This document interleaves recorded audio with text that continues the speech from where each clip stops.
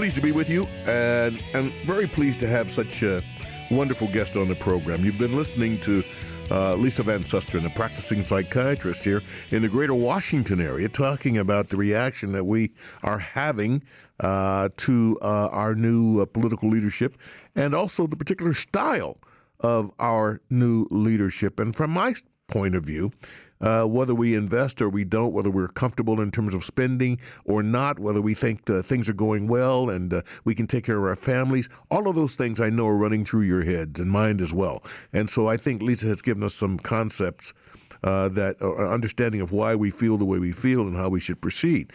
I'm bringing in now Elliot Eisenberg. He is, yes, that noted economist worldwide who has joined us on a couple of occasions, who kind of takes a look and sees the results, if you will, market-wise. And if you want to know about him, go to Google. I mean, the resume and everything else is unbelievable, and we're very pleased to have him. Elliot, nice to have you on the program. A pleasure to be on, Paul. Thank you. Has anything happened in the market primarily in the market, that has surprised you in terms of the reactions to our new political leadership?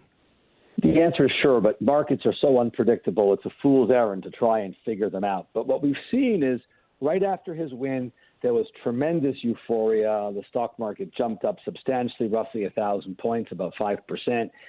Interest rates went way up. And then about 2 weeks ago, everyone said, whoa, let's see what's really going to happen. We don't really know. We kind of got ahead of ourselves. We got enthusiastic, maybe inappropriately so, but we just don't know enough. So now it's all wait and see. Let's see if he gets what he wants accomplished.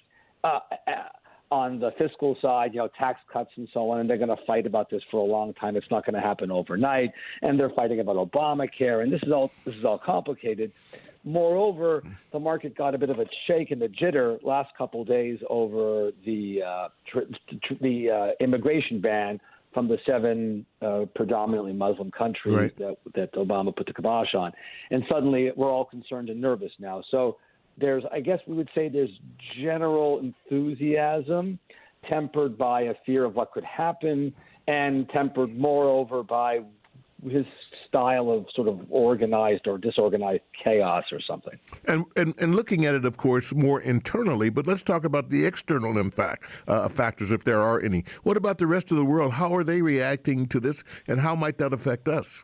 Mexico's could affect us in some ways. It's not terribly painful, but, a lot of the imports we bring in from Mexico have large components, large percentage of American product in them.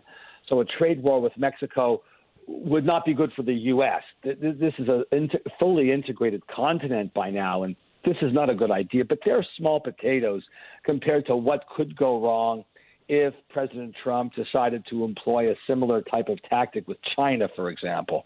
The Chinese could easily say, we're not going to buy any Boeing airplanes. We're not going to allow iPhones into the country, just, for example. Mm-hmm. And this could have some very negative ramifications. This is a new approach that he's trying here. And I think economists like me are very much on this could go down badly, but let's hope it doesn't. But a trade war really is not a good idea. And China has an awful lot of cards to play, as does Mexico. Mexico could say, look, we're not going to stop interdiction on drugs. We're going to let people from Central America cruise right through into California and Texas. There are ways Mexico could get back, but they don't want to because they don't want us to leave NAFTA. China is a different story. They're much more of a free agent, and their issues are much bigger, North Korea and so on. So there's potential for some real downside problems here, and I call this the Dark Donald. These trade wars and immigration issues really economically are not good for us. He should stick with increasing productive capacity, lowering taxes, incentivizing corporations to invest in plant and equipment, repatriating corporate profits, and improving education. That's where he should spend his focus, his time. Paul, can I ask a question? Absolutely. You're not muted. Jump in there. Tell me this, Elliot. We know that there's a huge gap now between the haves and the have-nots and the very shrinking middle class. How will these trade wars affect the middle class? The very people, in a sense, that felt that Donald Trump was going to help them out of their stagnant state. Regrettably, I don't think the answer is very good. If we have a trade war, the price of buying stuff will get more expensive. Clothing, shoes, all these things that we buy, and that lower class and middle class people buy more of than rich people. Rich people buy, Givenchy scarves for $5,000 and fancy French pairs of shoes.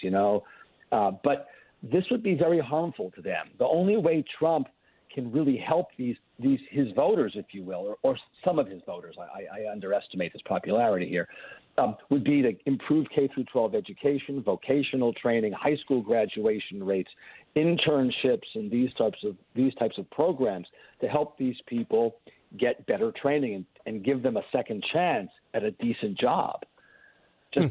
Just having trade wars isn't going to solve the problem. It's going to raise the cost of goods, reduce employment, not great.